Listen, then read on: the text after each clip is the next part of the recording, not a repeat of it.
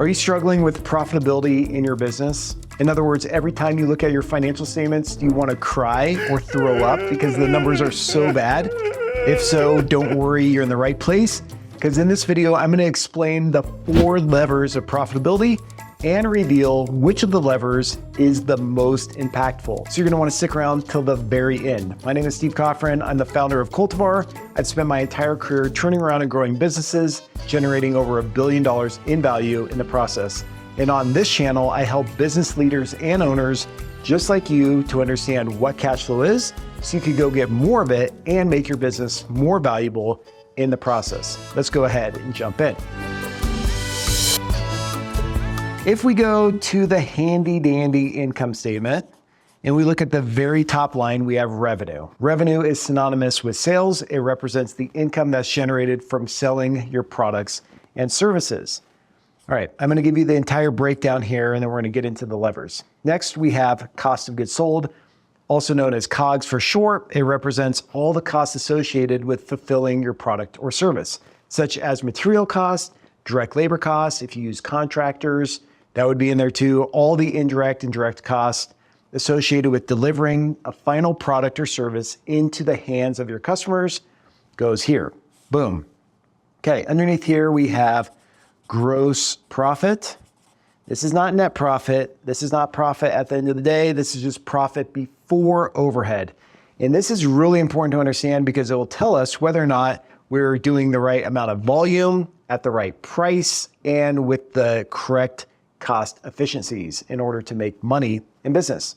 And who doesn't want to make money in business? I'm sure you do, right?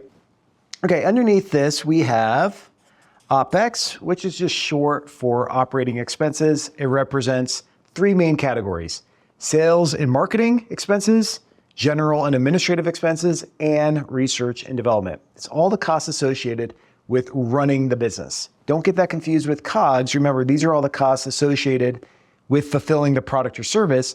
OpEx represents all the costs with running the company.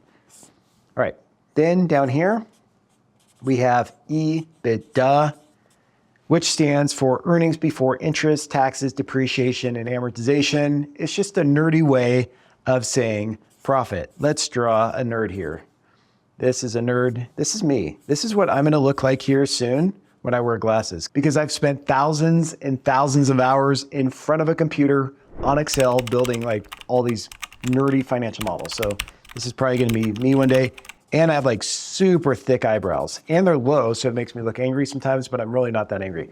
Okay, anyways, this is the nerd. This is a nerdy way of saying profit. All right, so let's just say this is your company and you're struggling with the numbers. So let's just imagine you have 1,000 in revenue. Hopefully you have more than 1,000, but let's just keep the numbers round and big. Cost of goods sold, 700. If we take 1,000 minus 700, we arrive at 300 in gross profit. Remember, gross profit is not net profit. So we have to keep going. We account for OpEx. Let's just say that's 400.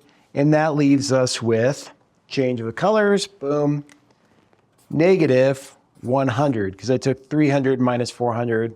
This is negative 100, and this is definitely sad face 100. All right, that is not good. You're losing money.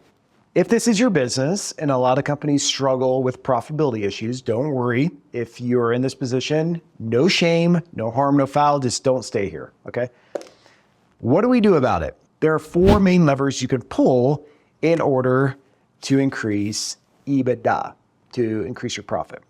Lever number 1 is volume. What this means is you go out there and you sell more. So maybe your sales and marketing machine is broken.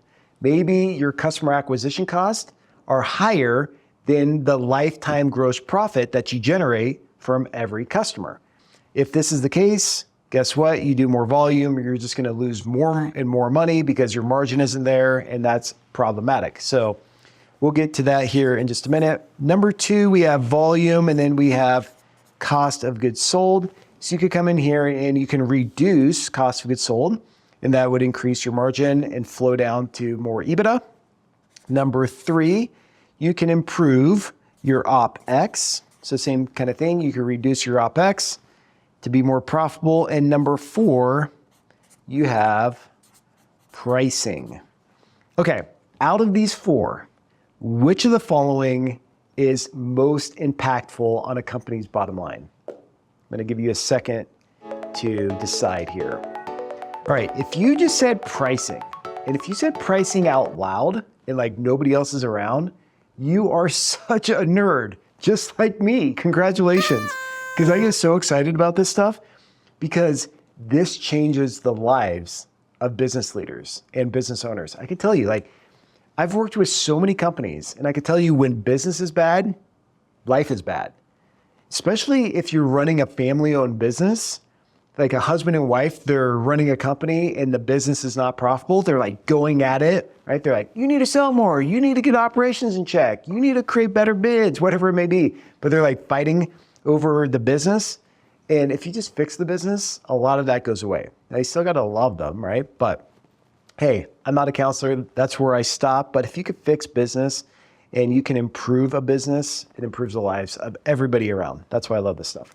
All right, which of the levers, you have stalling, so you had time to decide, which of these levers is the most impactful? And we talked about pricing. And so this is numero uno. That's a white boy's way of saying number 1 right here. Pricing is where it's at. All right, so we'll just put, this is A, like an A+. Okay, which lever is the second most impactful? Where do you think my pen's gonna stop? Most people think volume, but in fact, lever number 2 is right here. We'll put B, kind of like grade school. So we have A+, B is the next best option. And this involves going out there, upskilling your workforce, buying better equipment so you can be more efficient, adopting technology so you can streamline processes and just eliminate waste. But if you can improve your cost of goods sold right here, that's going to be the next best lever on profits. Lever number 3, where do you think I'm going to stop? Right here? Nope, psych, got you. It's actually right here. Lever number 3 is volume. This is a C.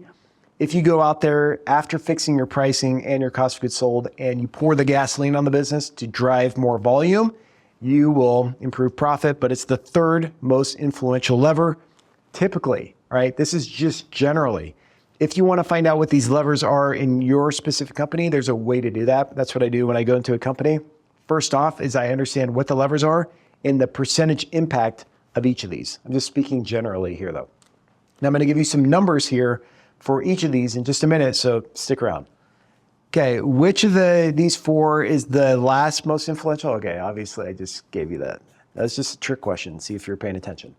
All right, so this is D. But it doesn't mean like it's D, like school. Maybe that's a bad way to say it. Maybe this is like a C, right? A C minus is C plus.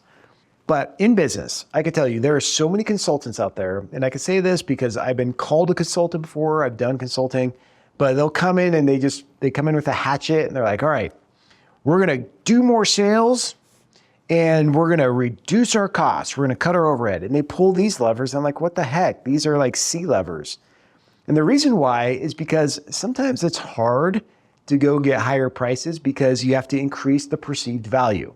I'll do a full nother video on that alone because this is a really important topic, but just know that it's not impossible. It just takes a little bit of work. You have to have the right strategy. You have to improve the customer experience. You have to invest in your brand, all the things you can do it really well. And if value exceeds price, customers will buy and you will have more profit. But those are the 4 levers. All right, let me give you some numbers just so you could contextualize this. These are just general numbers.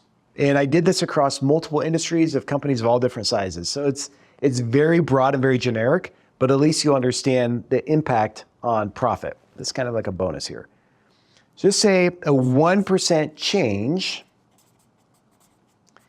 in any of these 4 down here will result in what type of profit. So pricing is about 12%. It's like 12.5%, something like that. But it's about a 12% improvement on the bottom line for every 1% price increase.